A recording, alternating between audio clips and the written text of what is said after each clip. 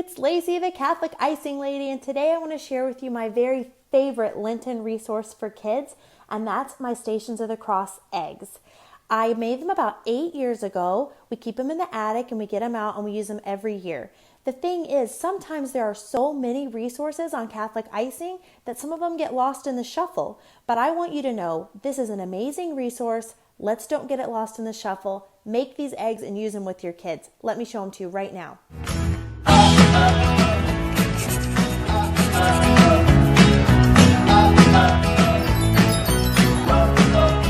The basic concept behind Stations of the Cross eggs is that you have 14 eggs, 1 egg for each station, and there's a symbol for each station inside the egg. I also have a 15th station that I've added that's in a different color egg so that the kids know it's not a part of the real Stations of the Cross that symbolizes the resurrection. Okay, let's go ahead and take a look inside the eggs.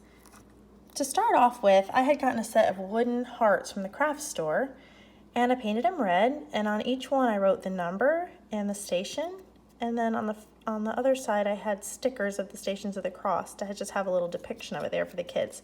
I love these little hearts. I fully recommend investing your time in actually making a nice set of these. So for station number 1, Jesus is condemned to death, you have this little piece of rope to symbolize Jesus having his hands tied together. And in our original set, it was just a piece of twine.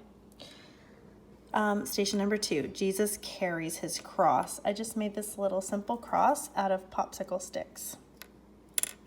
Station number 3, Jesus falls the first time. I symbolized the falling stations with band-aids, and I had 3 different colors to just make the 3 different falls a little bit different. Station number 4, Jesus meets his mother. For that, I just have this little miraculous medal, just pretty simple and cheap and easy to find in any Catholic home. In our original set, I had this really cool Mary statue that someone brought me back from Italy, but she did not quite fit in the egg, so she got replaced with the miraculous medal.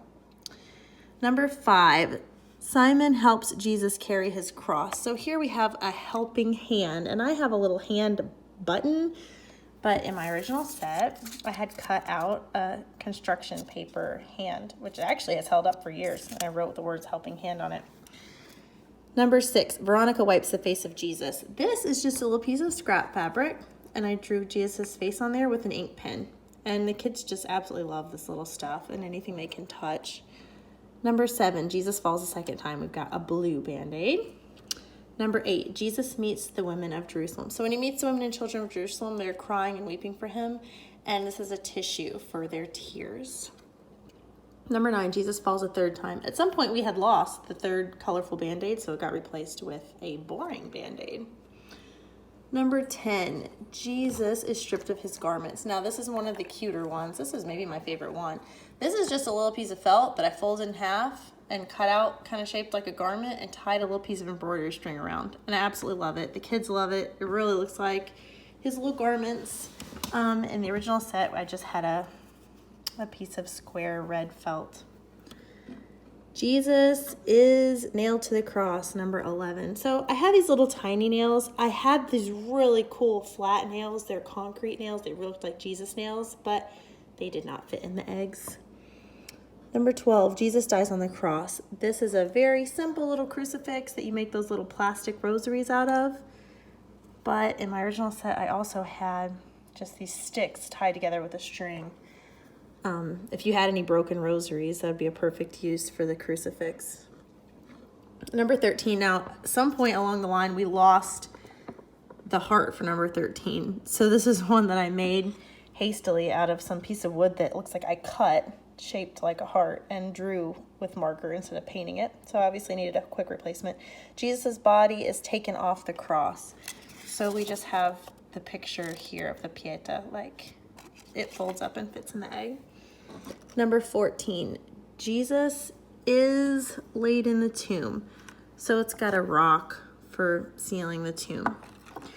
Then just because, like, to have like a happy ending and kind of put a button on the whole thing, I do have a 14th or 15th station here, rather, that stands for the resurrection. And I have this angel inside. It's this weird angel that you're supposed to put in water and it grows, but I've never put him in water. We just have him in this egg.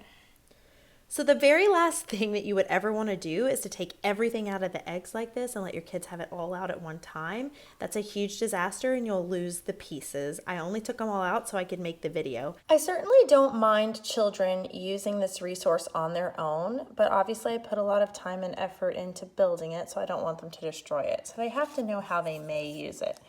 So what I allow the kids to do is to just take out one station at a time. They can look at it, read the little heart, put the things back in the egg, and put it back.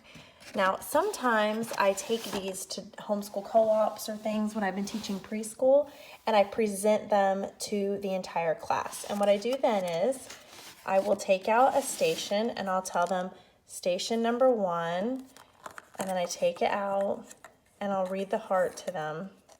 So, station number 1, Jesus is condemned to death. And then I will show them the thing and I'll explain the symbol to them. You know, this is a rope because they tied Jesus's hands together. And then whenever I'm done explaining the station with preschool children, I always tell them, and it was very sad. And then I say, we adore you, O Christ, and we praise you. And then I have the preschool children say, because by your holy cross you have redeemed the world. And then we will put them back in. And when Jesus dies on the cross, we have a moment of silence and kneel. Obviously, the stations of the cross are not going to fit into the neat, tidy, regular egg carton like the resurrection eggs did because there are more than 12. However, if you get the carton that's for 12.5 eggs, it can hold 18, you have more than enough spaces. If you really need to combine them to fit into a regular egg carton, you can combine the 3 falls into one station. That will make it 12 instead of 14. Now, I took my egg carton and painted it purple since that's the liturgical color of Lent, and then I decoupaged on these pictures and words. But if you didn't want to have to go through that trouble, you could just get some of those farm fresh eggs that come in the clear plastic carton. That way it just looked nice all by itself. So Lydia's 13 now, but as soon as I got out these stations eggs to make the video today, she was so excited to see them and touch them again, and she couldn't wait to open them and find her favorite station, which is the rock. Okay, that's all for today and the Stations of the Cross eggs. I hope you found this useful for your family for celebrating Lent, and I hope that you find my other resources useful for living the liturgical year at home.